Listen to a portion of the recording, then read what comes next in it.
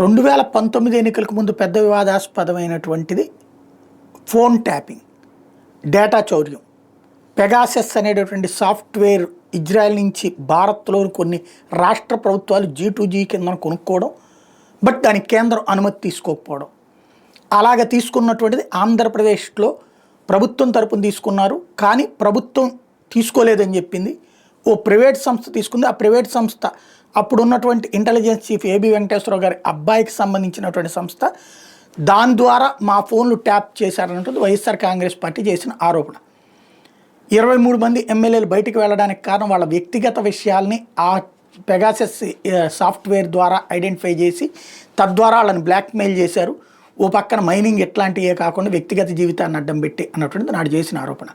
తాము అధికారంలోకి వచ్చాక యాక్షన్ తీసుకున్నారు. ఆయన సస్పెండ్ చేశారు. విచారణలు చాలా జరిగినాయి. కానీ ఆ పెగాసస్ సాఫ్ట్వేర్ ఎక్కడుందో ఈ రోజు వరకు కనిపెట్టల. వాళ్ళు 5 ఏళ్ళు ఉన్నారు, అది కనిపెట్టల. ఒకవేళ కనిపెట్టి వాళ్ళు వాడుకున్నారు, అది తెలియదు. బట్ పెగాసస్ సాఫ్ట్వేర్ వివాదం అయితే నడిచింది.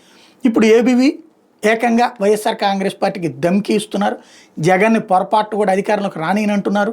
జగన్ ఇంటికి పంపించడానికి, ఇంకా మళ్ళీ రానియకుండా చూడటానికి తన వంతు ప్రయత్నం చేస్తానంటున్నారు. జగన్ బాధితులు కలుస్తానంటున్నారు. ఇప్పుడు ఈ సందర్భంలో వీళ్ళకు ఒక అయాచితమైనటువంటి వరం లభించింది.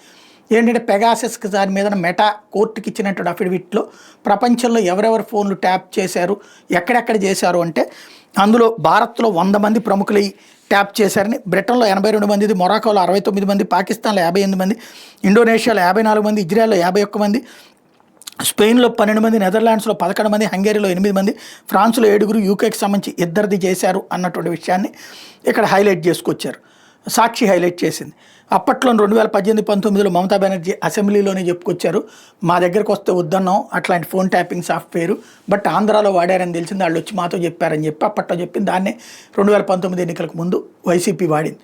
ఇప్పుడు దాన్ని గుర్తు చేస్తుంది. బట్ 5 ఏళ్ళ అధికారంలో ఉండి ఎందుకని ఆ సాఫ్ట్వేర్ని కనుక్కొని కేసు పెట్టలేదు? దేశ ద్రోహం, దేశ భద్రతా ఇష్యూస్ కూడా వస్తుంది కదా, ఎందుకు చేయలేదు? అది చేయకుండా ఇప్పుడు పత్రికలో వార్త రాస్తే సరిపోతుంది అన్నదే $1 మిలియన్ ప్రశ్న.